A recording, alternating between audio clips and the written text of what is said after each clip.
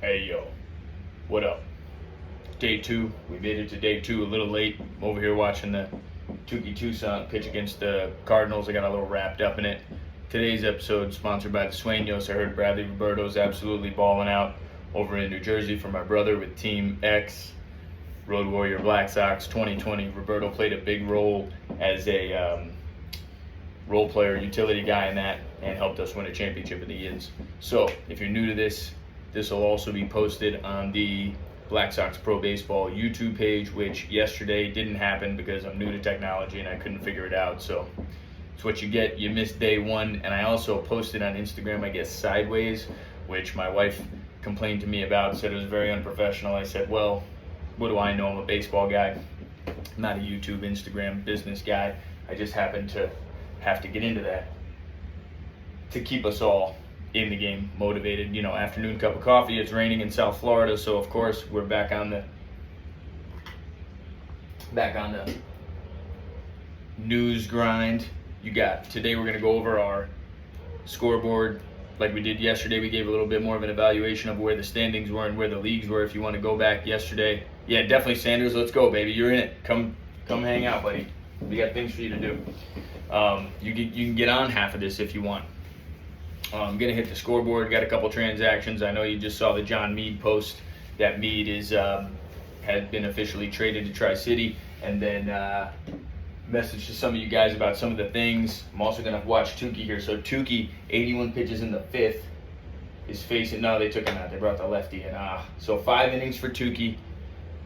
2 runs against the Cardinals, which he just gave up 1 late, but really good game by Touki. Touki Tucson obviously works out with us down here in South Florida with Cole Bombalis. Cole has been training with Touki for a while. Touki takes ground balls every day with the boys. It's awesome. So watch him go 5 right there against the Cardinals is pretty good. He's over with the White Sox now. Recently with the Angels. And then we got a big announcement here in a few minutes. If you stick around till the end, that'll make you just go bananas. And then some travel plans and some information on us. But if you haven't already, go to that YouTube and subscribe so we can get some more subscribers, so we can do some more things with our guys, all over the country and on all different phones and different black mirrors, and how we can produce this thing.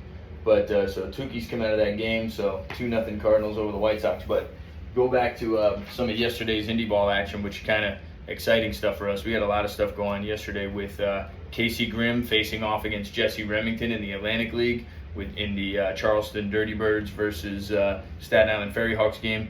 Pretty interesting. Neither of them did phenomenal. Remington struck out 6 and 3. Grimm went 4 innings. Owen Reef came in and threw 2 scoreless. So Owen Reef coming back throwing strikes after struggling in a previous outing. Danny Taggart also got a start for the Ferry Hawks. Unfortunately, had a huge blister. I'll probably post the picture a little bit later, but it ripped through the middle of his finger, and he really struggled to get the ball over the plate. And 1 inning of work had to come out because the thing was torn up, which is unfortunate. Honestly, Charleston Dirty Birds, 15 games in the last 13 days. I mean, that's a big workload. And then, just trying to piece, they had 3 guys had babies in the same week. Well, 3 guys' wives had babies in the same week.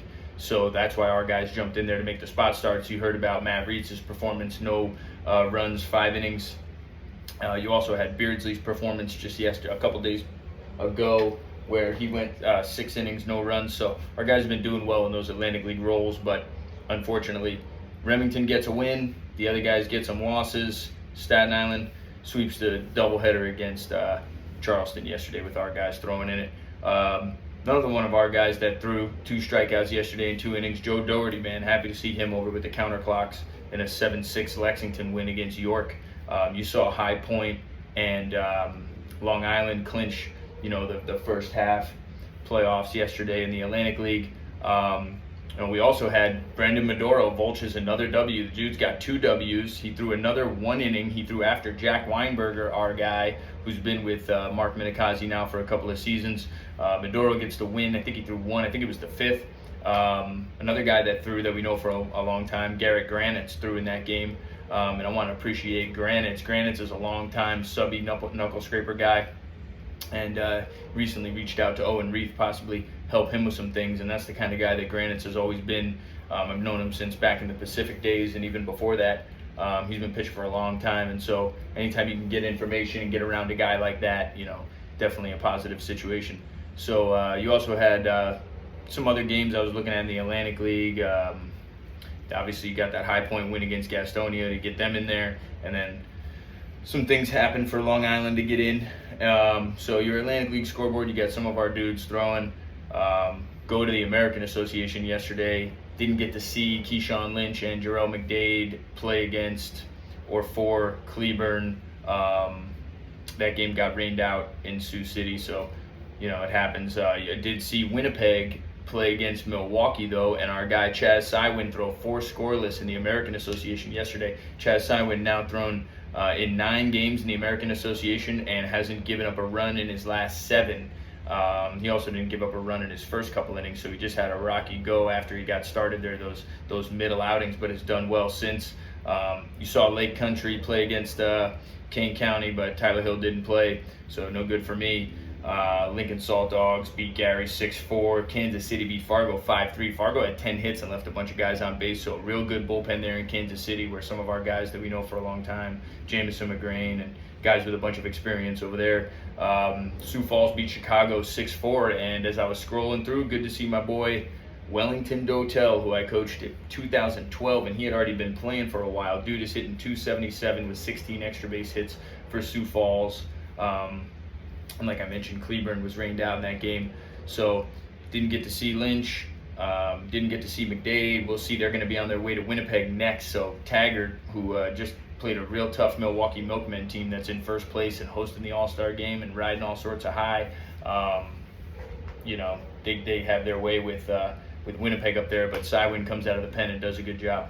So I checked out some Pioneer League stuff. I know if you want to go back to yesterday, I kind of gave a little bit of where the Pioneer League is in their standings.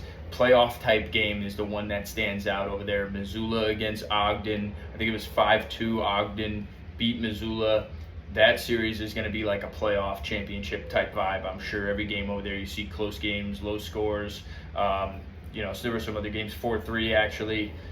Close games, 7-5 game, 9-4 game, all relatively close. 13-11 was the Grand Junction loss. But Brandon Crosby over there in that Grand Junction loss, 2 for 4 with a double, did some damage at the top of the lineup. He's leading off over there. Who was it? I was looking at some stuff. 25% extra base hits, 20 Ks. Oh yeah, man, Cameron Feltz. I was looking at the box score for this Ogden game, and Cam Feltz, who stole 51 bases in 2022 when I sent him over to Northern Colorado, is now hitting in the 2 spot, not leading off. 25% of his hits are for extra bases. Last year he struck out 101 times and walked like 38 times. This year he's had 21 walks, 20 strikeouts, and hitting .350. He's hitting 70 points higher than he was last year, and probably the reason is playing for Cash Beecham. Beecham, real old school baseball type guy, not really going to let a guy like Feltz, who should not be striking out 100 times to 30 walks in professional baseball, he's going to take that away and not let that happen to a guy like that. And I think it's got to be a combination of the approach, Cash Beecham, and the work that Feltz is putting in to be the guy that he's got to be, which is a pretty damn good player, switch hitting outfielder who throws left-handed. So good to see Feltz heating up over there. Check the finals in the Frontier League last year. Some interesting stuff. I don't know if you saw that. The kid Beebe that we were on before, he's now got 6 starts for Tri-City. They beat Ottawa 11-6, and that's what you saw Meade make that announcement yesterday. He's happy to be with Tri-City up there for a playoff run after coming out of the basement. The Boulders beat Florence. Price went 2 for 3. Brian McKenna, scoreless inning. Good for Brian McKenna. 5 appearances now, I think, or 6 appearances, 5 innings, 4 strikeouts. Doing Brian McKenna things, like we said. Hopefully it's not very long until he's back where he kind of needs to be. Quebec banged the Grays 4-13-1, but Whalen, good to see former Yinzer player Zach Whalen drive in the only run. He had a solo homer. He also had a double in the game. Was the Grays' only run. You saw Jalen Smith grab another knock. I think he was 1 for 4. But on the Quebec side, TJ White, 4 RBI day and a homer, and pretty good day out of the Quebec offense over the Grays. Washington beat Sussex 12-5. Bracado is on fire. I talked to Bob Bayless about it this morning. Dude is just tearing it up in the leadoff spot, 3 for 5 with 2 home runs yesterday. Actually, the top of that Washington lineup yesterday, the first 3 guys were 8 for 14, something like that. Also, your boy Naptime came in and put him to sleep through a scoreless frame. Schaumburg Boomers beat Lake Erie 4-3 in a close game yesterday, a game that Lake Erie needed to win. You saw all those teams that I mentioned yesterday there with the same record all drop down a game and lose, as Evansville beat Windy City as well 9-5. So all those teams kind of dropped down a game. New Jersey versus TR, though, interesting. Bottom 9, I guess, walk-off. I think it was an error. I don't know if it was throwing or fielding, but TR beats New Jersey 6-5 up in Canada on some sort of play after a single. It was a single, and a guy got to third, and then, I don't know, I got to go back and check it out and watch. You probably know more than I do. But just look at the box scores, because they got a lot of guys floating around playing in those leagues. So to see Brandon Dadson, I'm pretty sure, jumped in there and had a knock. Pretty sure Markman hit his 4th home run in the Frontier League. That's pretty good in about 20 games. Markman's the kind of guy. He's got some juice. If you give him the ABs, he's gonna put some ABs together and drive the ball. So good to see there. Also, of course, your boy, I think Rewalt, what does he have, 19 homers? Rewalt's a homer away from 20, so awaiting Rewalt to jump into the 20 category before the first half is over. I think he hit, 29 last year? So a dude with 29 in the last 90 games has 20 in 45 games or whatever it is, and he scored 50-something runs, that's just how athletic the guy is. But good job by Rewalt and some of those guys. So just some of the scores that popped out in the box scores that I was looking at, last night. So I knew I could catch this Touki game. Also got this Michaelis guy throwing for the Cardinals. I don't know if you saw his last start. I don't know if I'm saying his name right, but his last start, I was watching, I think it was against the Marlins. And Eddie knows this, because I'm pretty sure Eddie was at this game. Eddie Millian, who's working on the field with them. And it's funny because this mustache is exactly the mustache that this guy, Michaelis, is rocking. But he punched out the last 2 Marlins that he faced, and I'm pretty sure both of them were not called out. One was on the check swing, and then after that there was like a borderline, pitch that he ended up getting, or not getting. The Marlins ended up getting, and the Marlins ended up coming back in that game and getting in that game, and real good performance by him. And right now he's in the 6th with no runs. I just like watching the guy pitch, his variation, his mix of what he does. He's got 71 pitches in the bottom of the 6th with 1 out. I mean, and he just moves, and it's just clean and easy, and boom. I think he pitched 3 years overseas in Korea, maybe Japan, but I'm pretty sure he came back after COVID. So he's throwing a 93-mile-an-hour sinker in under guys' hands, and then real good command of the breaking ball. So good game to watch, the Cardinals White Sox, if you got nothing to do on Saturday and it's raining in Florida. Some other news, you got Team X playing right now, I think, but they got rained out, and I think tomorrow morning's also going to get rained out, so that's going to give the opportunity for one of our catchers and hopefully Cole Bombalis to slide over to the Staten Island workout that they're having in the morning. We'll get Lou Martinez on the field doing his thing back there, and then it looks like the Braves, the Atlantic Braves down here in South Florida, play tomorrow at 9:30. We got 4 of our guys in that game that Oscar requested, and then the other team the guys have been playing for will resume the following weekend. Arenado throws another guy out. He's good over there. And then some of the travel plans will come into play next week. Another thing on the schedule, Kenosha is actually playing at 3 o'clock right now, so we're going to check with Frankie after this game and see what he needs. I know I mentioned yesterday that some infielders are probably needed in that Kenosha area. If guys want to get out there and start playing, I'm probably going to get out there 24, 25-ish for at least a few days to catch kind of the busy part of their schedule before the playoffs. They've got some tournaments coming up in early August, but it looks like that last week there, 23-23, they got a doubleheader, 26, 27, 28, so probably try to get out there for the end of that month, and then those tournaments that first week of August would be good to see some new players and get some of our guys that need some ABs. Yeah, Miles Mikolas. Get some of those guys some looks out there, before the summer kind of games go into the playoffs and end up going away. So Kenosha playing a lot. If you go online, you can see their schedule. And then what we'll end up doing is, I just got word that we're going to get some guys into that Rockland Boulders workout the next weekend, the 15th and 16th. And then that announcement you've been waiting 20 minutes for is that we'll probably be dealing with something to do with the Charleston Dirty Birds versus Savannah Bananas game. Nico Tony will definitely be hitting with his shirt off in this game.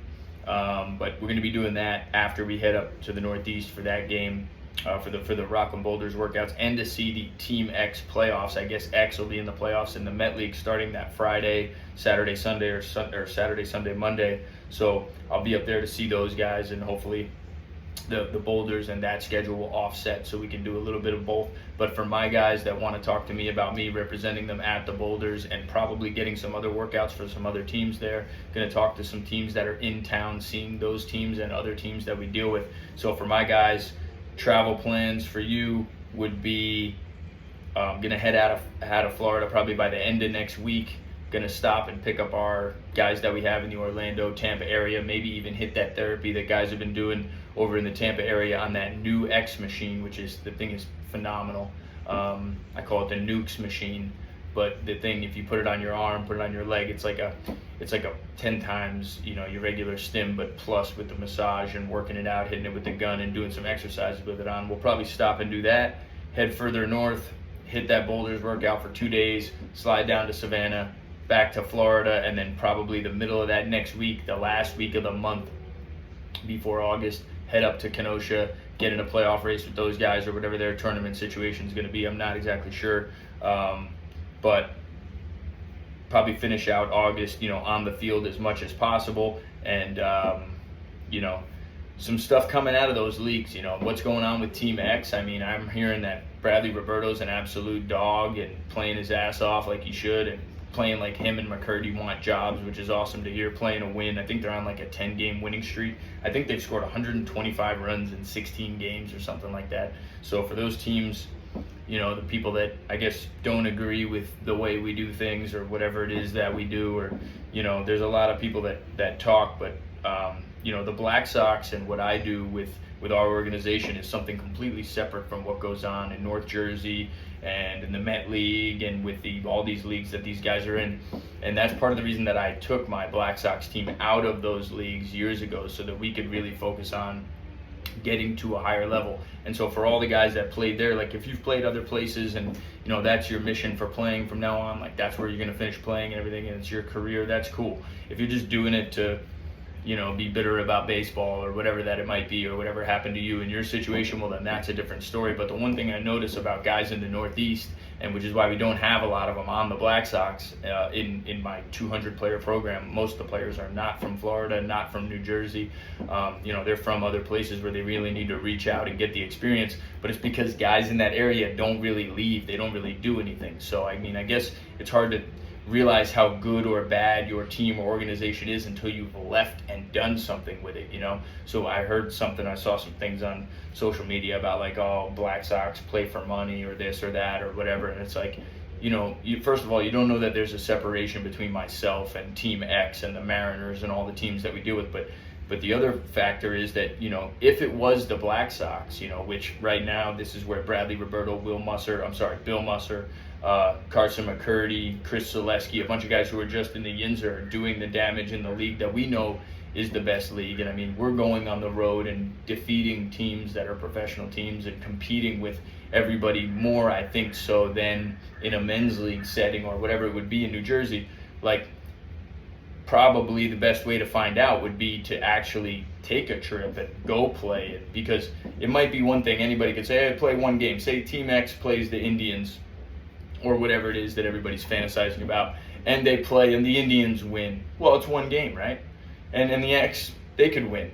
Oh, well, it's one game. It's not the end of the world. Well, what do you want to do? You want to play a best-of-7 World Series? Even if a team sweeps or it goes 7 or whatever happens, it's only 7 games. It's only 4 games. It's only whatever it is. So I would challenge, which I have, the Team X guys, and I challenge the Indians or the Mariners or the whoever, because each team has maybe 1 or 2 or 3 of our guys. But those 2 or 3 of our guys on each one of those teams know that you would need probably more than 6 or 3 or 8 or 9 guys to really compete with what the Black Sox is when it's firing on all cylinders, doing its thing. And the difference between what we do and what you guys are doing it's in a different state every day. There's multiple games against pro teams every day. It's the grind in Florida or wherever that it is every day. It's not the comfortability of home, waking up in your backyard, working a job, making your money, and then playing in your men's leagues. And that's what we've taken it from. Yes, it's an avenue that we still use, the men's league thing, to get guys games, and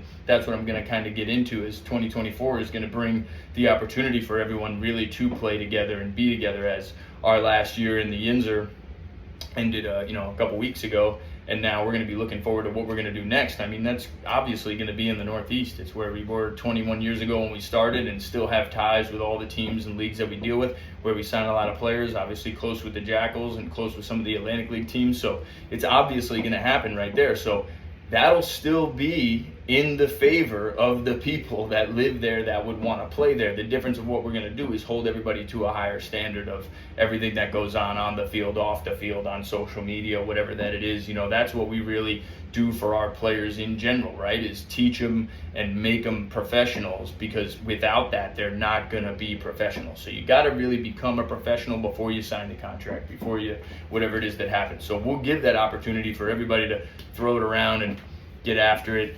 We'll check on this Pecos guy here in a minute. Will just remind me, but some comments from a guy on the Instagram Live. So, we'll give that opportunity for the future for people to get together. But the one thing that everyone has to remember is, like, unless you've left and done some shit since you played in high school or college or whatever it is, I mean, you really haven't done anything. And I spent the first 7 years of my career playing 18 to 24-ish years old in New Jersey, and to try to dominate that circuit so that I could see, was I really good enough in 2009 to branch out and actually go try to play somewhere. But everybody, plays there and does well, especially now, guys. You got to realize what's going on there is watered down and really bad. Like, that's part of the reason I went there last year and played a little bit with some of those teams, and then just pretty much, I don't want to say hung them up, because you're just quitting unless you're in the big leagues, but I stopped doing what I was doing because it wasn't the competition that I had grown up the previous 15 years facing. You know what I mean? It really changed for me, and then I left. And you see things. The more leagues that there are, fellas, the more bullshit opportunities there are to play, the more college summer leagues that there are,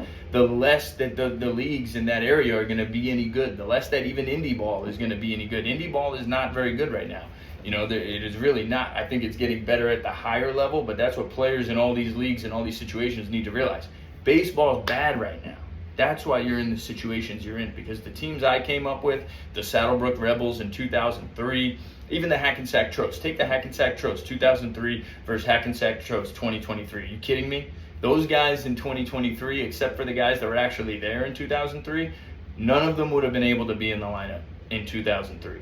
And that's included my guys with the Rebels and you guys with the Black Sox. None of you guys would really have had the opportunity, because 20 years ago, there was no Pecos League to suck out a few players from each area. There was no college summer league to suck out a few players. There was no, this league and that league and all these indie ball leagues, where now your players who live in those areas they're gone. Now, regardless of whether there's minor league baseball or not, there's a lot of opportunity for guys to spread out. Like, why is it that you're not facing a 90 to 93 lefty, at least once a week in these men's leagues? Because they don't exist anymore, because every day, if they're 87, 90, they're gone. Honestly, if they're 80, 83 in our situation, they're gone. So who's really going to be around? So you have to acknowledge the level of play and what's going on in the game of baseball before guys go around talking shit, because that is the whole reason that we're not in it and we won't play anybody and we don't want to be around in a fight, because it is all about talking shit and fighting. If it was really about playing and winning, you do what we do and pack up your whole life, pack up your French Bulldog, get on the road, and go to every ballpark in America to sign players. And that's what our mission is to sign players, and along the way teach them to be professionals. And maybe you don't sign, maybe you do, but you got to play 100 games, you got to play 150 games. So that's the goal of really what we do, is to try to play all those games, so then you can find out, am I professional or am I not? Let's slide back to this guy's comment, as we got a few minutes left, and we'll see what it is. Not really going to be too much of a comments guy on this while we're doing it, but Isaac Keen says, hey man, I'm playing the Pecos right now. I'm from the Northeast and wondering if y'all have any room in your team for after the season is over. I'm buddies with Wadi Almonte, who plays with y'all. The thing that our team really is an organization. So I don't know if you're still on here checking it out, but figure I'd break it down for you real quick, or you could scale back to it later, and I'll reach out to you after in the comments, or in the DM or whatever it is. But you guys have to realize that, like, after the season, it's probably harder to get onto one of those. For example, we talk about Team X today. We talk about the Saguaran Mariners. We talk about the Indians. All of these teams probably have requirements, roster requirements and deadlines to adhere to. So it's not like they can add you on August 15th, most likely. There might be an opportunity to get some games and whatever. But the best advice I can give you, man, is unless it's a situation that you need to be in, which if you're talking to me, it's not a situation you need to be in, get out of it. Don't wait till the end, because honestly, that's not the opportunity. If you're wherever it is that you are, one of the biggest things I see young players in these environments that I don't recommend being in is that they feel like they're tied to them. Like even in a league that has some credibility and reputability and signs some guys to affiliated contracts, like the USPBL in Utica, there is no bind to that contract. You're not a federated league, so the only 4 federated leagues are the 4 MLB partner leagues. So no guy in the Pecos League, Empire League, USPBL, whatever other leagues that there are that are not 4 MLB partner leagues, the 4 MLB partner leagues, they are not tied to any sort of contract. So like if it's me and I'm talking to this dude Joe Torre and you're looking at the thing, you're like, he just signed 80 guys and he just signed, so why am I still in the Pecos League is what you need to be asking yourself. You need to just remove yourself to a better situation instead of wait, because you're trying to get promoted. What if you're better than some of these guys that Wadi Almonte's playing with that are getting promoted? Like Wadi Almonte is probably one of the next most athletic guys to sign, infielder, outfielder, left-handed hitter, could play almost every position in the infield, but more importantly, short and center. Who knows what you are until you get back. And that's one thing that players do is they procrastinate and they delay until the fall or until whatever, and then they're trying to get added on. Like, you need to see me as soon as possible.